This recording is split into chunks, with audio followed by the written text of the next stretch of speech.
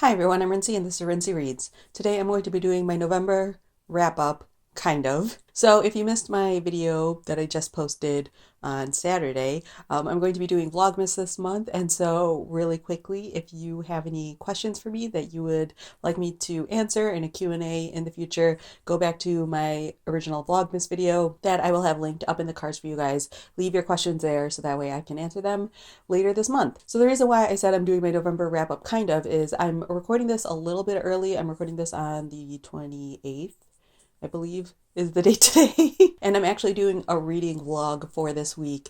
One thing that you will see me mention in that reading vlog, and I will be talking about more in a future Vlogmas video, is I quit my old job and I'm getting a new job and I'm taking basically a week off in between each job, and I'm spending this week reading as much as I can. And so I thought it would be kind of fun to do a reading vlog because I never really do those, because most of the time my reading is done in these tiny snippets, and most of my day is spent at work or home working or something along those lines. So I never feel like reading vlogs are that interesting for me to do. But since I had the week off, I figured this would be the perfect opportunity to do a reading vlog. So yes, all of the books that I have been reading for the past week of the month, or the last week or so of the month, will be in that vlog. So I won't be talking about them in this video. So I'm talking about all of the books I read in the first 2.5 to 3 weeks of November. So the first book that I finished in November was The Witch Elm by Tana French. This is her brand new mystery book that she wrote. It's a standalone, so it doesn't fall into the Dublin Murder Squad series. In this book, you are following this character named Toby. He's this happy-go-lucky guy. He's successful at work, things like that. And at the beginning of the story, he is out at a pub with two of his friends. And then when he returns back to his apartment is being burglared. He walks in, sees the burglars there, and they end up beating him within an inch of his life. So then he begins the recovery process, and he begins to realize that he's never going to be the same again. And while he's recovering, he finds out that one of his uncles is dying. And so he decides to move in with his uncle, partially because he needs time to recover himself, but also as a way to spend time with his uncle and things like that. And while he's staying at his uncle's house, a skull is found in the trunk of one of the witch elm trees on their property, and that's sort of where the mystery really begins. So this is one of those books that is difficult to talk about without getting into spoilers, but I will say overall that I enjoyed it. I gave it a 4 out of 5 stars. I was warned of this ahead of time, but I feel like this is a thing that needs to be said. This is the slowest of the slow burns of a book. The plot doesn't seem to actually get moving until you are almost halfway through the book. So you spend the first half following Toby as he's recovering and moving in with his uncle and things like that, and it moves super slowly. But then the last 100 to 50 pages towards the end of the book, so much plot happens. And yeah, I'm just amazed by all of the things that Tana French was able to do with this book. I feel like Tana French spends that time really laying down this very specific foundation for what she builds upon later on in the story. So it's a book where the ending makes it all feel worth it. Now, I'm someone who loves Tana French, and I love the way that Tana French writes, so I was okay with that completely because I enjoy her writing style. So I was okay spending all of that time reading a book and being I don't really know what the point of this is. And usually I'm the type of person where if you're not enjoying a book, I feel like you should just give up on it. But this is one of those books where the ending makes it worth it. So yeah, I would say that if you end up picking up The Witch Elm, recognize that the beginning gets to the slowest start that I've read in a mystery book in a really long time, but I feel like the ending makes it worth it. And if you are about halfway through the book and you're on the fence about whether or not to keep going, I would say keep going. I would also say that this isn't necessarily the best Tana French book to start with. It's good because it's a standalone, but I feel because it's such a slow burn, the Dublin Murder Squad books are slightly slower as well, but this is the slowest book from her. Yeah, I would say that if you enjoyed The Witch Elm, you'll probably like the Dublin Murder Squad a lot. And also, if you read The Witch Elm and you need to scream about it because the ending will give you some feelings. Katie and I did an entire episode of Red or Dead about it, where we went into spoilers and did a full discussion, so you can hear me and her talk about that more completely over there. So I will have a link to that specific episode down in the description in case you're interested. All right, on the complete opposite end of the spectrum, because after reading that super slow paced, super emotional book, I ended up picking up It Takes Two by Jenny Holiday. This is a romance novel, and it's the second book in the Bridesmaids Behaving Badly series. In this one, you are following the character of Wendy Liu, who you meet in the first book of the series, which is called One and Only. And you are following Wendy Liu as she is a bridesmaid for the wedding of like the two characters from the first book. And so in this book, you find out that Wendy Liu has had a crush on the bride's brother, I believe his name is Noah, for basically her whole life. She had a huge crush on him in high school, and then something happened while they were in high school, and she basically like writes him off, but then she still obviously has feelings for him, and then Noah never realized any of this, and then, stuff happens. This one I did not enjoy as much as One and Only, because I found the conflict and the thing that happened when they were in high school to be like really incredulous. Like, I couldn't believe that someone would hold on to a grudge for that specific situation for so long. But I still like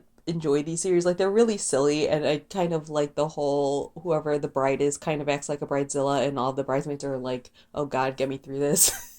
So like that whole aspect of the story I really enjoy, and I also just enjoy in general sort of the chemistry between the characters and things like that. And I like that you're following the wedding of the characters from the first book. There is this thing though that happens in these books. I don't know if the third book is out yet or not, so we'll see if it keeps happening, but like at everyone's wedding ceremony is when the couple that's dating has like their big pronouncement or whatever of love, and I'm always just like, this is so weird that I keep doing it at everyone else's weddings and like taking over the spotlight. But I mean, whatever, it's a book, who cares? So yeah, if you need some like rom-commy type of book, I enjoyed the series. It's not the best, but it's good. But I would definitely recommend picking up the first book in the series first, so that way you can meet that couple and then follow down the trail, because it is one of those series where it connects all of the characters. The next book that I finished was an audiobook, and that was of Creative Quest by Questlove. Questlove is obviously best well known for being the drummer and band leader of The Roots. And this is a nonfiction book all about creativity, and I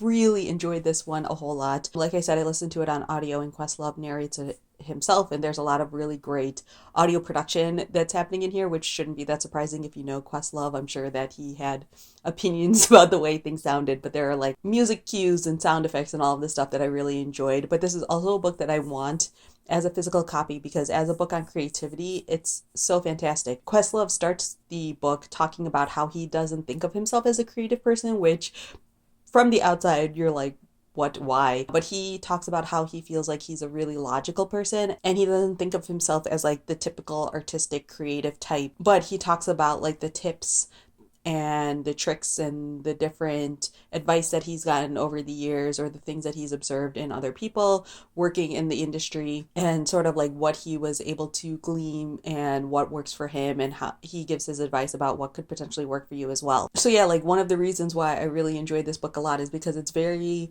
practical and very realistic about the way that creativity works. Sometimes when you're reading books about creativity or about artists, it can get what I like to call woo-woo-y.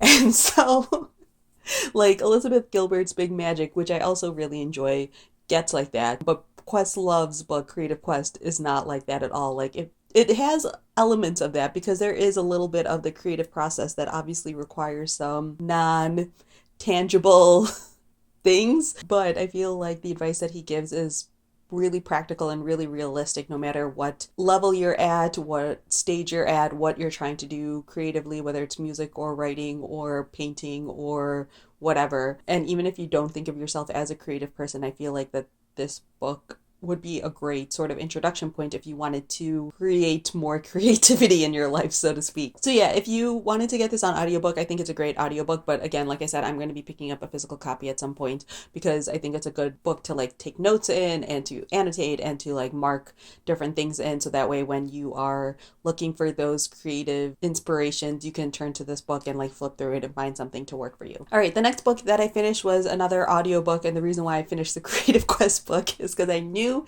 this book was coming and I was like clearing the deck. And that is Becoming by Michelle Obama. I'm not going to do a full discussion on it here because I'm actually going to do a full individual review on it that will be up most likely later this week. But overall, I really enjoyed it. I gave it a 4 out of 5 stars. I think that if you are interested in at all in Michelle Obama's life, this is worth picking up. I didn't think it was like a perfect book by any means, and I will be discussing all of that in my review. But yes, I gave it a 4 out of 5 stars, so you know that I really enjoyed this book. This audiobook is like 19 hours long, and I listened to it in like 2 or 3 days because I could not stop listening to it. Michelle Obama narrates it herself, and because it's a memoir, it feels like she's like just chatting with you and telling you stories about her life and things like that, which is just such a comforting experience for me. So I just like kept listening to it, like even while I was at work I would like stick a headphone in and try to sneak in some listening time. So yes, full review coming later this week, but I really enjoyed that book. All right, and the final book that I have to talk about is one a little bit out of left field for me, and that's On the Incarnation by Athanasius of Alexandria. Athanasius was a theologian from Alexandria. I think it was back in October or maybe September. I posted a thing on my Instagram stories asking for recommendations of books, of one book I should buy specifically from Amazon. Like I was looking for backlist recommendations that you guys thought were really underrated. And one of my pastors who follows me on Instagram replied to it and said this specific book. And it was just sort of like a haha, this is such a typical pastor answer. And then when I was at church the following Sunday, he had it on his bookshelf in his office, and so he like handed it to me to look at, and I was flipping through it and I was like, oh, could I like actually borrow this and read it? And so I did. It took me like a month to get through it, mostly because I just didn't make the time for it. It's actually a really readable theology book. The whole thing is only about 100 pages long, but the actual part from Athanasius is only like 50 pages long. There's an introduction from C.S. Lewis, and there's an introduction from, I think it's the translator. I'm actually not 100% sure about that. And the introductions took longer to read than the actual writing from Athanasius. Like his writing style is very readable. I don't know if it's the translation or what, but it's like very accessible, whether or not you think you have a theological background or anything along those lines. I would say you do need to have like a basic understanding of the Bible in order to pick up this book. But if you're someone who's interested in Christian theology, then On the Incarnation by Athanasius is actually pretty good. So yeah, that's everything I'm going to have for this video. I have a stack of at least 6 books I'm going to be talking about in my vlog. It's probably going to be kind of a long vlog, so you have that to look forward to in the future. Feel free to leave a comment down below letting me know what you have read in November, what your favorite book was or least favorite book was, or if you've read any of the books that I talked about here. Feel free to leave comments about that down below as well. Again, a reminder that I'll be doing a Q&A later this month, so to leave questions for the Q&A in my original first video for this month. So yeah, that's all I have for now, and thanks for watching.